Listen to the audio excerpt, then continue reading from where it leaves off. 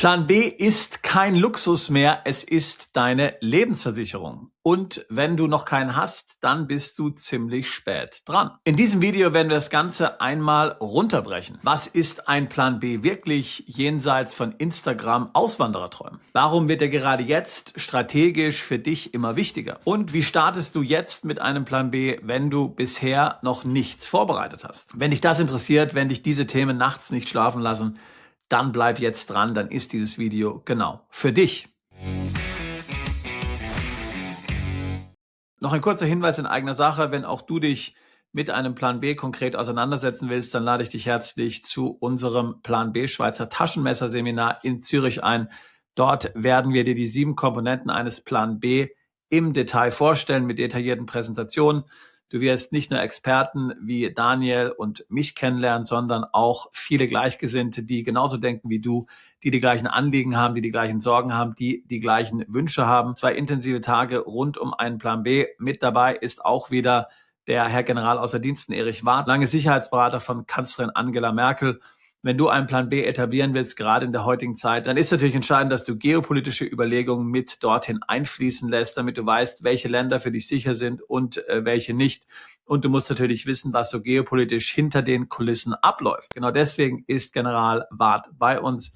Er wird dir Insider-Informationen zukommen lassen, die du sonst nirgendwo hörst. Informationen, die dir helfen, das geopolitische Minenfeld buchstäblich zu navigieren und einen Plan B zu etablieren, der auch geopolitischen Krisen standhält. Alle weiteren Details zu diesem Seminar, was wir regelmäßig in Zürich veranstalten, auf unserer Webseite. Link dazu in der Beschreibung zu diesem Video. Nur aber zurück zum eigentlichen Thema. Was ist eigentlich ein Plan B? Warum brauche ich ihn? Und wie fange ich damit an, wenn ich bisher noch nichts in dieser Hinsicht organisiert habe? Nun zunächst einmal, wenn wir um das Thema Auswandern und Plan B sprechen, muss man differenzieren, was eigentlich ein Plan A ist und was ein Plan B ist. So, dein Plan A ist sozusagen dein offizieller Plan, den du für dein Leben hast. Dieser Plan mag sein, dass du zum Beispiel in Deutschland wohnen bleibst oder auch in Österreich. Dein Plan A kann auch sein, dass du sagst, naja, jetzt bin ich noch in Deutschland, aber nächstes Jahr werde ich nach Amerika auswandern. Oder nächstes Jahr werde ich nach Thailand auswandern. Oder übernächstes Jahr, wenn ich in Rente gehe, werde ich nach Griechenland auswandern. Also ein Plan A ist eigentlich etwas, das du in der Öffentlichkeit kommunizierst, worüber du sprichst mit deinen Kollegen, mit deinem Chef, mit deinen Kunden möglicherweise. Oder zum Beispiel im Betrieb sagst, also nächstes Jahr möchte ich gerne in den Ruhestand gehen, möchte auswandern. Lass uns schon mal besprechen, was wir dafür intern hier genau regeln müssen. Also der Plan A, der ist das offizielle Skript. Der Plan B dagegen ist etwas, worüber du eigentlich so in der Öffentlichkeit nicht sprichst, den du vertraulich behandelst. Das sind vielleicht Dinge, die du nur im engsten Freundes- und Familienkreis besprichst. Das ist etwas, das du im Hintergrund aufbaust, mit aller Diskretion, ohne das an die große Glocke zu hängen. Denn der Plan B ist ja so etwas wie eine Versicherungspolice, ein Ass im Ärmel, den du ziehen kannst, wenn es notwendig werden sollte, oder aber vielleicht auch etwas, das du so nie realisieren musst. Ein Plan B hat typischerweise nicht unbedingt etwas mit Auswandern zu tun. Du kannst jetzt ja im Rahmen eines Plan B Aufenthaltstitel im Ausland besorgen, du kannst verschiedene Residenzen, verschiedene Refugien im Ausland etablieren, du kannst verschiedene Immobilien im Ausland kaufen. Vielleicht wirst du diese auch als Ferienimmobilien verwenden, aber möglicherweise wirst du dahin nie auswandern. Aber du weißt, dass du dann auswandern kannst, wenn es die Situation in deinem Heimatland aus irgendeinem Grund erfordert. In vieler Hinsicht kann man auch einen Plan A und einen Plan B kombinieren. Das heißt, dein Plan A mag sein, dass du weiterhin in Deutschland bleibst, aber zum Beispiel, dass du zu der Erkenntnis kommst, dass du den Banken in der EU nicht mehr vertrauen willst und deswegen ein Konto in der Schweiz eröffnest und dein Vermögen in der Schweiz in Zukunft parkst, obwohl du weiterhin in Deutschland wohnst. Ein Plan B könnte aber ebenso beinhalten, dass du sagst, naja, die Schweiz ist aber ganz nett, ich möchte aber bewusst ein Konto eröffnen, sodass ich nicht vom automatischen Informationsaustausch nach OECD-CAS betroffen bin und eröffne deshalb vielleicht ein Konto in Serbien oder in den Philippinen. Und hier kommt dann wieder der Diskretionsaspekt ins Spiel, dass du diese Kontoeröffnung natürlich nicht an die große Glocke hängen würdest. Ein Plan B hat verschiedene Komponenten und ich werde diese Komponenten später im Detail vorstellen. Aber das heißt nicht, dass du für einen funktionierenden Plan B alle diese Komponenten für dich abdecken musst. Das kommt auf den individuellen Einzelfall an, ist aber natürlich vor allen Dingen auch eine Frage des Budgets und dessen, was du dir leisten kannst und leisten willst. Bestes Beispiel dafür: zweite Staatsbürgerschaften per Citizenship by Investments. Also sogenannte Investmentpässe, die kosten ja mal locker 100.000, 150.000.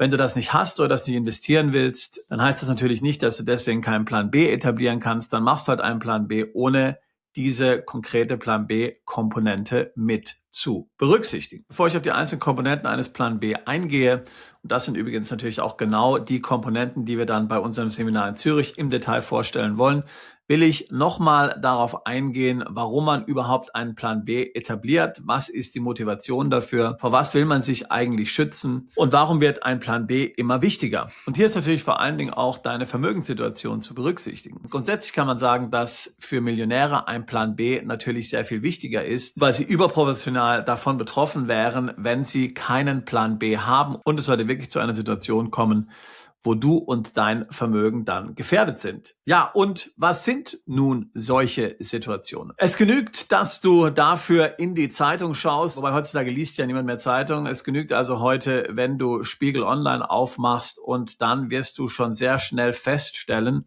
warum ein solcher Plan B immer wichtiger wird, vor allen Dingen dann, wenn du Vermögen hast. Fast jeden Tag hören wir über neue Steuern, die eingeführt werden sollen, beziehungsweise bestehende Steuern, die erhöht werden sollen. Jetzt ist die Diskussion entbrannt, ob man Sozialbeiträge auf Mieteinnahmen und Kapitaleinkünfte einführen soll. Die Grüne Partei fordert jetzt, dass die Mietpreisbremse deutschlandweit eingeführt wird. Die Erbschaftssteuer soll erhöht werden. Die Union will die Einkommensteuer senken, aber die SPD will sich nur darauf einlassen, wenn sie den Spitzensteuersatz von 42% auf 45% erhöht. Man spricht davon, die Spekulationsfrist abzuschaffen oder einzuschränken bei Gold, Krypto und Immobilien. Zur Zeit der Pandemie haben viele SPD-Politiker buchstäblich, wortwörtlich, einen zweiten Lastenausgleich gefordert. Du weißt wahrscheinlich, was der Lastenausgleich ist. Das war eine Zwangshypothek in Höhe von 50%, mit der alle deutschen Immobilienbesitzer nach dem Zweiten Weltkrieg konfrontiert wurden. Dieses Gesetz ist immer noch nicht abgeschafft, obwohl eigentlich der Lastenausgleich schon lang Geschichte ist. Und das ist ja so nicht mal ja irgendeine spezielle Krise, in der wir uns momentan befinden. Das ist ja der ganz normale Modus operandi. Jeden Tag hörst du von neuen Steuererhöhungen. Jetzt schauen wir uns mal die Krisen an, die es so in der Welt gibt. Wir haben natürlich die geopolitischen Risiken. Wir haben den Krieg in der Ukraine. Wir haben das Bedürfnis der Europäischen Union, jetzt mal so richtig aufzurüsten. Das kostet natürlich gigantisch Geld. Gott verhüte, dass es zu einem wirklichen Krieg kommt. Aber neben den schrecklichen Personenschäden und den schrecklichen Todesopfern und Verstümmelungen, zu die ein solcher Krieg führt, ist natürlich ein Krieg immer auch fatal für dein Vermögen. Der Erste Weltkrieg und der Zweite Weltkrieg haben gigantische Vermögen in Deutschland vernichtet. Tatsächlich kann man sagen, dass nur jene eigentlich sicher waren, die während dem Zweiten Weltkrieg zum Beispiel unter anderem der Todesstrafe der Nazis, muss man sagen, Vermögen im Ausland gebunkert haben und gewartet haben, bis der Krieg vorbei ist. Und das hat natürlich vor allen Dingen in der Schweiz stattgefunden. Zum Beispiel die SPD als Partei hat ihr Parteivermögen in der Schweiz gebunkert. Während dieser Zeit. Und das ist das Richtige. Ich sage nicht, dass es falsch ist, aber das ist genau der Weg, wie man sowas macht. Und da sieht man schon einen Plan B in Anwendung. Ich habe keine Details dazu, wann die SPD damals ihr Vermögen ins Ausland gebracht hat. Ich weiß nicht, wann das genau passiert ist, aber man kann davon ausgehen, dass es mit einiger Vorbereitung passierte. Denn wenn es erstmal zu spät war, dann haben Kapitalverkehrskontrollen schon damals verhindert, dass man Geld nicht aus Deutschland rausgekriegt hat. So, apropos Kapitalverkehrskontrollen, denkst du vielleicht, die gibt es ja sowieso nicht, da haben wir Glück. Ich würde sagen, dass es davon immer mehr gibt. Schauen wir uns Dinge an wie die Wegzugsbesteuerung, schauen wir uns Dinge an wie die erweiterte beschränkte Steuerpflicht. Das sind im Grunde genommen alles weiche Kapitalverkehrskontrollen. Du bist nicht in der Lage, mit deinem Geld das Land wirklich zu verlassen. Und du könntest zum Beispiel nicht einfach Geld überweisen nach Panama oder nach Moskau, ohne zu erwarten, dass du damit Probleme bekommst. Das sind ebenfalls de facto Kapitalverkehrskontrollen. Weitere Krisen ist natürlich die wirtschaftliche Entwicklung. Wir sehen diese gigantische Überschuldung nicht nur in den USA, auch in Europa. Andere Länder, nicht unbedingt Deutschland, sind besonders stark davon betroffen, wie zum Beispiel Frankreich. Was passiert, wenn es einmal zu einer ganz normalen, sage ich jetzt mal, zyklischen Wirtschaftskrise kommt, analog zu dem Finanzcrash, den es 2008 gegeben hat? Ich will gar keine Untergangsszenarien heraufbeschwören. Einfach ein Finanzcrash, ein Wirtschaftscrash, wie er vorkommt. Was würde dann passieren? Nun, viele der Kontrollinstrumente, die wir haben, zum Beispiel der automatische Informationsaustausch, OECD CRS, weitere Verschärfungen, was ausländische Vermögenswerte anbelangt, sie wurden eingeführt nach dem letzten Finanzcrash. Stichwort Panama Papers. Du kannst davon ausgehen, dass auch jetzt wieder die Politik auf eine Gelegenheit wartet, die Zügel anzuziehen, das Netz weiter zuzuziehen. Üblicherweise ist ein solcher Crash ein guter Vorwand, ebenso natürlich wie eine geopolitische Krise, ein Krieg, die Steuern zu erhöhen, Kapitalverkehrskontrollen einzuführen und deine Mobilität einzuschränken. Apropos Krieg, wir haben gerade eben schon von den Vermögensrisiken gesprochen, die ein Krieg hat. Wenn wir uns anschauen, was in puncto Wehrpflicht in Deutschland gerade diskutiert wird und auch schon eingeführt wurde, dann sollte jedem klar sein, dass der Krieg sich nicht nur auf dein Vermögen auswirkt, sondern natürlich viel tragischer auf das Leben möglicherweise deiner Kinder, deiner Enkelkinder oder abhängig von deinem Alter auch auf dein eigenes Leben. Ein Plan B kann auch notwendig sein, um einem Krieg, um einer Wehrpflicht zu entkommen. Bestes Beispiel dafür ist Dubai. Und was passiert war vor dem Ukraine-Krieg. Sehr viele Russen, sehr viele Ukrainer haben sich vor dem Ukraine-Krieg in Dubai goldene Visa besorgt, indem sie dort Immobilien erworben haben, oder auch ganz normale Residence Permit, indem sie da eine Firma gegründet haben. Die haben nicht gewusst, dass dieser Krieg kam, aber die hatten eine sehr starke Vermutung und haben deswegen an einem Plan B gearbeitet, haben deswegen in Dubai eine Wohnung gekauft. Und natürlich, jetzt kommt der wichtige Teil, sind dann auch noch früh genug aus dem Land weggegangen. Denn als der Krieg einmal angefangen hatte, da wurden die Grenzen zugemacht. In der Ukraine zum Beispiel gibt es ein Recht auf Kriegsdienstverweigerung, das in der Verfassung garantiert ist, ähnlich wie in Deutschland. Am ersten Tag des Krieges wurde dieses Gesetz außer Kraft gesetzt. Das heißt, all jene ukrainischen Männer, die naiv gedacht haben, ich kann Zivildienst machen, ich kann dir irgendwelche Behinderten durch den Park schieben, die wurden am ersten Tag des Krieges eines Besseren belehrt und mussten dann ebenfalls an die Front gehen. So, und an dieser Dynamik erkennen wir schon eigentlich das Wichtigste, was du im Punkto eines Plan B beachten musst. Wenn es tatsächlich zu der Krise kommt, die einen Plan B erfordert, dann ist es zu spät, daran zu arbeiten. Das musst du jetzt machen.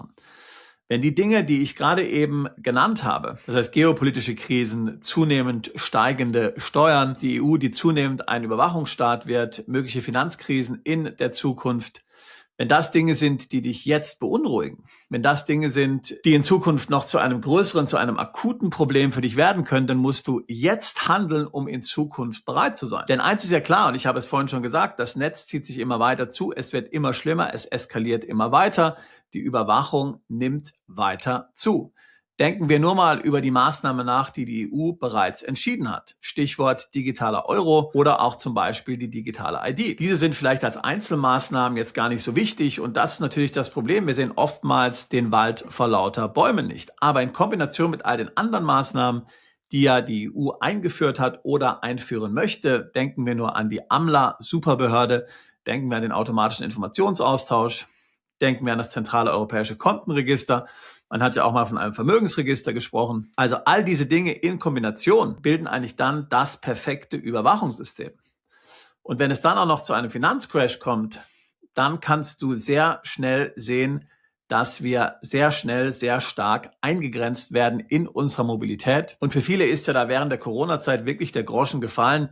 Viele haben während der Corona-Zeit eigentlich gemerkt, hoppla, wenn der Staat wirklich die Krallen ausfährt, dann geht alles sehr schnell auf einmal. Dann können wir sehr schnell nicht mehr reisen. Dann verlieren wir unsere Bürgerrechte auf einmal sehr schnell, praktisch über Nacht. Da gibt es keine langen politischen Diskussionen, keine großen Verhandlungen im Parlament. Das geht alles ruckzuck. Dann hast du deine Freiheit verloren. Dann bist du eben nicht mehr geländegängig, wie man so schön sagt. Dann bist du nicht mehr handlungsfähig. Auch die Corona-Zeit gerät mehr und mehr in Vergessenheit.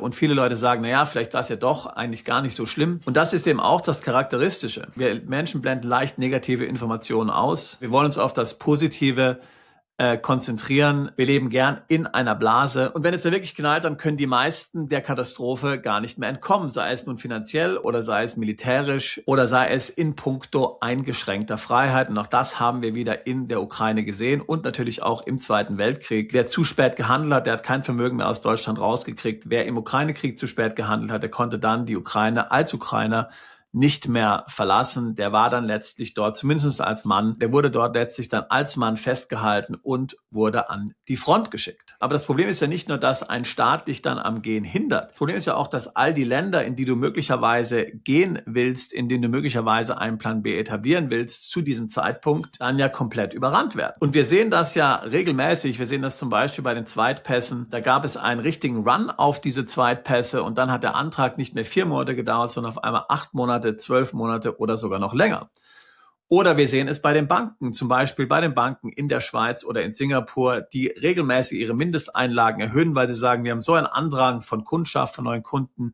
Wenn du nicht mindestens so und so viele 100.000 hier deponieren kannst, dann wollen wir dich gar nicht als Kunden haben und das können wir uns leisten. Und das sind genau die Gründe, warum du jetzt handeln musst, jetzt wo noch alles einigermaßen ruhig ist, wo du noch Bewegungsfreiheit hast, wo du noch alle Rechte hast, wo du noch nicht eingeschränkt bist. Weil wenn du davon ausgehst, dass zu einem Szenario kommt, was auch immer es ist, ob es jetzt ein großer Krieg ist oder vielleicht ein großer Finanzcrash, wenn du zu dem Schluss gekommen bist, dann musst du jetzt handeln, um dich entsprechend vorzubereiten. So, viele fragen mich natürlich, wie wahrscheinlich ich das halte, ob es zu einem solchen Crash kommt, ob es zu einem Krieg kommt zum Beispiel. Nein, also grundsätzlich kann ich natürlich auch nicht in die Glaskugel schauen, aber wenn ich mir die Finanzmärkte anschaue und wie überhitzt diese sind, gehe ich hundertprozentig davon aus, dass es irgendwann eine Korrektur geben muss. Das ist ja in gewisser Weise auch komplett logisch. Das System ist ja auch zyklisch. Also ich gehe davon aus, dass es mindestens zu einem großen Crash kommen wird. Ein Crash, der wieder sehr viele Vermögen vernichtet. Ein Crash, der dann auch wieder Bailouts nötig macht. Und ich denke, dass dann der Zeitpunkt ist, wo sich der Staat am Steuerzahler bedienen wird. Wann das so ist, können wir natürlich schlecht sagen. Ist das nächstes Jahr, ist es in 5 Jahren, ist es in 10 Jahren? Ich weiß es nicht. Aber dass es kommt, scheint für mich unvermeidlich zu sein, wenn wir uns die Verschuldung der Staaten anschauen, wenn wir uns die Assetblasen anschauen, wenn wir uns die generelle Instabilität anschauen in der Welt, die politischen Grabenkämpfe und auch die demografische Entwicklung natürlich in Ländern gerade wie Deutschland, wo ja mehr und mehr eigentlich die ökonomische Basis fehlt, derjenigen, die hier in die Systeme einbezahlen, dann läuft das Ganze eigentlich ganz klar auf einen Crash zu, der uns irgendwann ereilen wird und genau dafür musst du vorbereitet sein. So, und genau das sind die Gründe, warum du einen Plan B brauchst. Du musst dafür sorgen, dass du nicht einem Wirtschaftsraum, nicht einer Regierung, nicht einer Währung ausgeliefert bist. Du musst dich so aufstellen, dass du flexibel agieren kannst, dass du und deine Familie beweglich sind, dass ihr mobil seid, dass ihr sagen könnt, okay, wenn es zu einer geopolitischen Krise kommt oder wenn es zu nochmal einer Pandemie kommt, wie die Corona-Krise, dann kann ich sehr schnell zum Beispiel nach Mexiko ausreisen oder nach Sansibar. Ich kenne Mexiko gut, ich habe da schon etwas Urlaub gemacht, ich habe da vielleicht eine Immobilie, mir gefällt's da gut und ich weiß, da können meine Familie und ich erstmal unbehelligt leben. So wie es ja tatsächlich viele während der Pandemie gemacht haben. Sansibar war ein weiteres Land. Oder dass du sagen kannst, wenn es zu einem Kapitalcrash kommt oder wenn es zu Kapitalverkehrskontrollen kommt, dass du dann wirklich Konten im Ausland hast, zum Beispiel außerhalb der EU in einer anderen Währung, zum Beispiel im Schweizer Franken oder auch im Singapur-Dollar. Also du möchtest dafür sorgen, dass egal was deine Regierung macht, dass du dieser Regierung nicht ausgeliefert bist, dass du international diversifiziert bist und dich so letztlich der Kontrolle entziehen kannst, möglichen Beschlagnahmen entziehen kannst und dich natürlich auch Einschränkungen deiner Freiheit entziehen kannst. Was sind nun die Komponenten eines Plan B? Wir haben 7 Komponenten definiert. Das sind, wie gesagt, auch die 7 Komponenten, die wir dann im Detail vorstellen und besprechen werden bei unserem Seminar Das Schweizer Taschenmesser für deinen Plan B. Erste Komponente, natürlich weitere Staatsbürgerschaften. Das ist insbesondere für Deutsche sehr wichtig. Denn in Deutschland, weißt du, vielleicht gibt es das Passgesetz, das gibt es in den meisten anderen Ländern nicht. Der deutsche Staat kann dir den Pass entziehen, nicht die Staatsbürgerschaft, aber den Pass als Dokument, wenn du zum Beispiel deine Steuern nicht bezahlt hast in den Augen des Staates und dich ins Ausland abgesetzt hast. Ob das bewiesen ist oder nicht, das steht auf einem ganz anderen Blatt. Auch wenn du dich vom Militärdienst drückst, kann der Staat ebenfalls den Pass entziehen. Das heißt, es ist wichtig, dass du einen zweiten Pass hast, denn ohne Pass bist du natürlich komplett bewegungsunfähig, selbst wenn du im Ausland wohnst. Selbst wenn du im Ausland wohnst, brauchst du ja regelmäßig deinen Pass, um reisen zu können oder auch einfach dein Visum, dein Aufenthaltstitel verlängern zu können. Also weitere Staatsbürgerschaften extrem wichtig. Da sind übrigens nicht nur Investmentprogramme interessant. Du kannst doch einfach durch Einbürgerung einen solchen Pass erhalten oder vielleicht auch durch Abstammung oder Heirat. Ein Pass ist im Grunde genommen nichts wert, außer du hast noch weitere Aufenthaltstitel. Ich hatte ja vorhin kurz von Mexiko oder Sansibar gesprochen, aber du solltest nicht nur mindestens eine weitere Staatsbürgerschaft haben, sondern eben mindestens auch 2 bis 3 global verteilte Aufenthaltstitel. Und zwar in Ländern, die dir gefallen. Es hat natürlich absolut keinen Sinn, jetzt irgendeinen Aufenthaltstitel zu besorgen für Dubai, wenn du Dubai komplett zum Kotzen findest. Aber wenn du Dubai schön findest und also ich liebe persönlich Dubai und du kannst dir vorstellen, ein paar Monate in Dubai zum Beispiel zu leben, dann ist natürlich eine Aufenthaltsgenehmigung in Dubai eine super Sache. Aber das kann ich jetzt für jedes Land sagen. Der eine mag Thailand gern, der andere mag die Philippinen gern, dann wieder Mexiko, dann vielleicht Paraguay, dann vielleicht Uruguay. Aber bitte Länder, die dir gefallen, wo du dir vorstellen kannst, mit deiner Familie zu leben. Idealerweise hast du nicht nur die Aufenthaltsgenehmigung, sondern du hast dort auch tatsächlich dann Wohnsitze. Idealerweise verbringst du da auch Zeit, du kennst die Gegend, dir ist die Gegend vertraut, du fühlst dich da wohl, deine Familie fühlt sich da wohl, es gibt die Infrastruktur dort, die ihr braucht. Es ist ja momentan oft so, dass sich viele einfach so eine Cedula in Paraguay besorgen, obwohl sie sich eigentlich nie vorstellen könnten, dort in Paraguay zu leben. Ich persönlich finde das komplett sinnlos, denn was wäre der Sinn? Für was brauchst du das? Du brauchst den Aufenthaltstitel wirklich, um sagen zu können, nehmen wir das Pandemiebeispiel, ich möchte den Beschränkungen durch diese Pandemie in Deutschland nicht ausgesetzt sein, jetzt gehe ich nach Land XYZ, dort fühle ich mich wohl, dort gibt es weniger Beschränkungen, dort kann ich mich wenigstens temporär zu Hause fühlen. Der dritte wichtige Punkt eines Plan B sind Bankkonten außerhalb der EU. Wir haben es ja schon angedeutet, das Europäische Bankkontenregister ist beschlossene Sache, das wird auf jeden Fall kommen.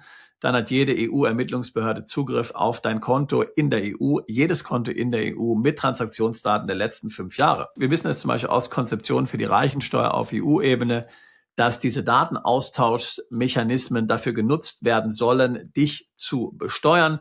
Hier geht es also nicht um die Bekämpfung von Geldwäsche oder von Terrorismus, sondern hier geht es ganz klar um die Möglichkeit zu ermitteln, was du hast. Und übrigens, Liechtenstein nimmt auch an dieser Maßnahme teil, damit man dich dann enteignen kann, damit man dir Geld wegnehmen kann und zumindest dir eine fette Vermögenssteuerrechnung zuschicken kann. Also das heißt, Konten außerhalb der EU sind extrem wichtig. Was bietet sich an? Natürlich die Schweiz ist ganz oben für viele. Singapur, Hongkong, Dubai, USA, das sind alles mögliche Standorte und da gibt es natürlich noch viele andere auch. Der vierte Punkt eines Plan Bs ist die globale Vermögensdiversifikation. Viele Deutsche haben fatalerweise ihr gesamtes Vermögen in Immobilien in Deutschland investiert und das ist natürlich der helle Wahnsinn, wenn du über einen Plan B nachdenkst. Also wenn du 10 Immobilien in Deutschland hast, dann rate ich dir mindestens 9 davon zu verkaufen und dein Vermögen anderweitig im Ausland anzulegen. Eine gute Investition wäre zum Beispiel Refugien, also Wohnsitze im Ausland zu schaffen, in den 2 bis 3 Ländern, zu denen du einen Aufenthaltstitel hast, wo es dir gut gefällt, wo du dir auch vorstellen kannst, wirklich Zeit zu verbringen. Nehmen wir das Beispiel Sansibar. Dort kriegst du schon eine brauchbare Immobilie im wunderschönen, neu gebauten Fumba Town. Eine Stadt in Sansibar mit insgesamt 5000 Wohneinheiten, über 2000 sind davon schon gebaut und da wohnen wirklich Menschen. Wenn du eine solche Investition tätigst, bekommst du außerdem einen unbeschränkten Aufenthaltstitel dazu.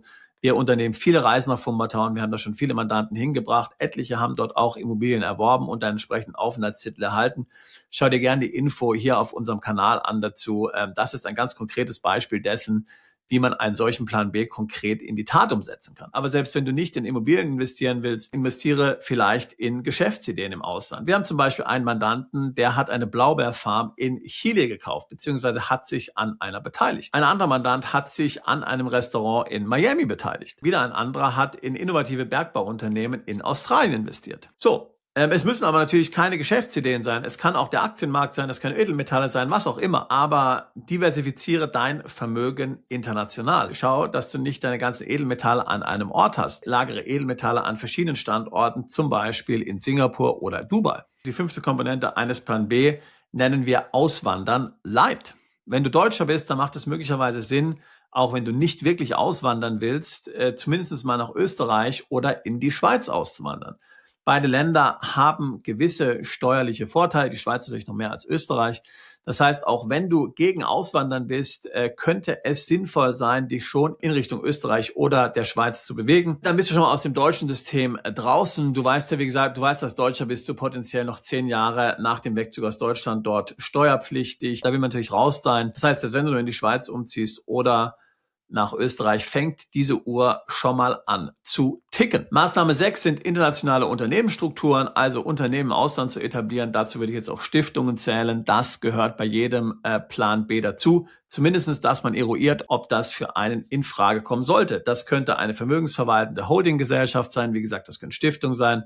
Zum Beispiel in Liechtenstein oder auch offshore. Für manche ist es eine amerikanische LLC, wieder andere gründen ein Unternehmen in Singapur. Was auch immer es ist, man muss finden, was zu dir passt und dann die entsprechenden Maßnahmen einleiten. Und schließlich der letzte Punkt ist die grenzüberschreitende Nachlassplanung.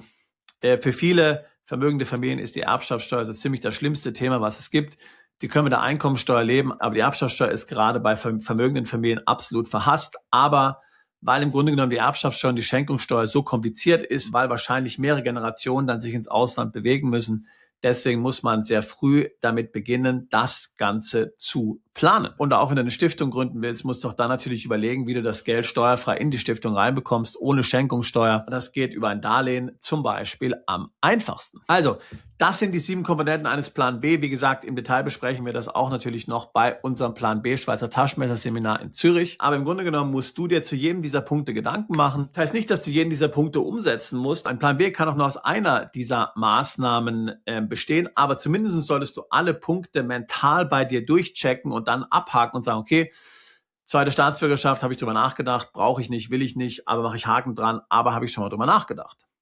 Bankkonto im Ausland, Bankkonto in der Schweiz, Bankkonto im Nicht-EU-Ausland, das muss ich machen, also mache ich Haken dran und so weiter, dass du im Grunde genommen die ganze Liste durchgehst. Für viele stellt zu dem Zeitpunkt natürlich auch die Frage, mit was fange ich jetzt eigentlich an? Das sind ja wieder wahnsinnig viele Informationen, Sebastian. Wo soll ich denn einfach konkret jetzt mal anfangen, wenn ich überhaupt nichts gemacht habe? Mein Tipp an dich ist, fang mit einem Bankkonto im Ausland an, versuche 2 bis 3 Bankkonten im Ausland zu eröffnen, selbst wenn du möglicherweise diese Bankkonten gar nicht brauchst, aber einfach die Erfahrung, das mal durchzumachen, dich mal mit einer ausländischen Bank auseinanderzusetzen, Formulare vielleicht in Englisch zu beantworten oder auch in der Schweiz, wenn sie auf Deutsch sind, mal diese Erfahrung im Ausland zu machen, die kann schon sehr hilfreich sein für dich. Weil zum einen ist das etwas, das jeder eigentlich hinbekommen sollte mit der Kontoeröffnung im Ausland, aber du wirst es vielleicht nicht bei jeder Bank hinbekommen. Du wirst vielleicht erfahren, dass die eine oder andere Bank die Kontoeröffnung ablehnt. Am Ende wirst du dann ein paar Konten im Ausland eröffnet haben und das ist schon mal ein wichtiges Erfolgserlebnis für dich. Dann wirst du dich motiviert mit den anderen Aspekten deines Plan B beschäftigen. Kontoeröffnung, wo kannst du das machen? Nun, natürlich die Schweiz ist ein guter Standort, nicht in der EU. Liechtenstein ist ebenfalls nicht in der EU, aber Liechtenstein ist im EWR.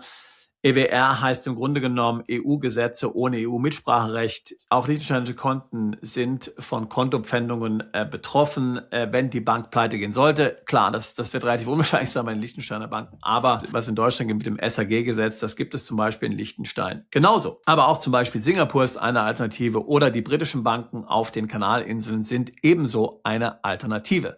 Also, das würde ich als erstes machen. Du kannst auch ein Depot bei Swissquote eröffnen. Da ist schon mal ein Broker außerhalb der EU oder bei Interactive Brokers. Dann hast du ebenfalls einen ausländischen Broker. Also, auch das können konkrete Maßnahmen sein. Das empfehle ich dir, wie gesagt, als ersten Schritt. Das sollte eigentlich jeder hinbekommen. Das ist vielleicht komplizierter, als du dir vorstellst, denn vielfach werden da viele Informationen abgefragt. Aber genau das einmal durchzumachen, ist natürlich schon eine gewisse Bewusstseinserweiterung, die dir dann bei den weiteren Maßnahmen deines Plan B ebenso hilft. So, und wenn du das gemacht hast, dann würde ich dir empfehlen, mal einen unserer Events zu besuchen, einen unserer Reisen zu besuchen.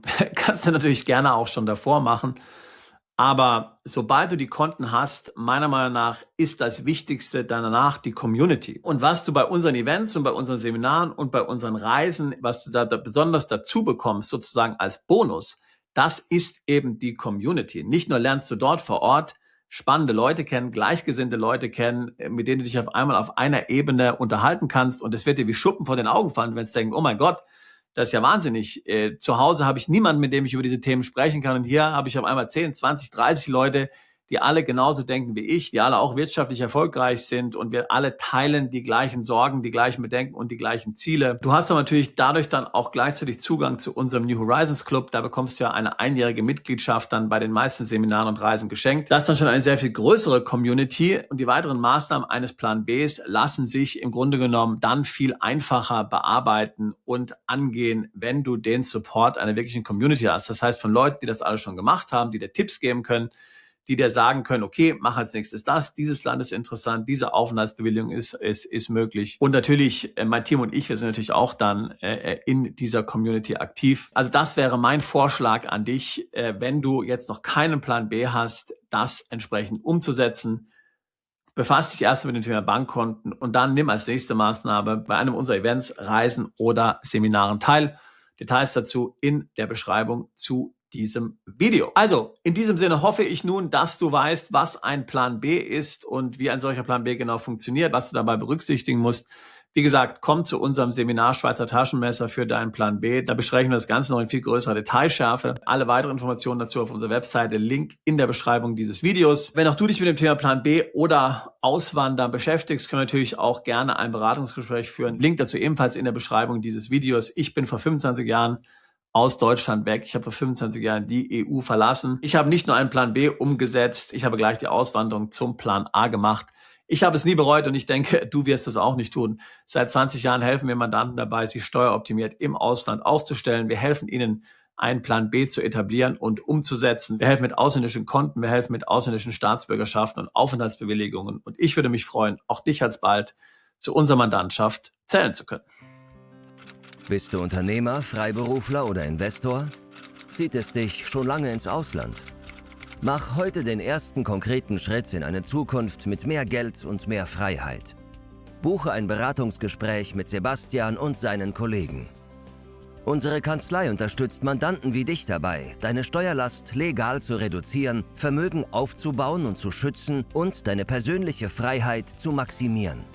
Profitiere jetzt von unserem Fachwissen und unserem Netzwerk. Gehe zu mandatierung.com und werde Mandant unserer Kanzlei.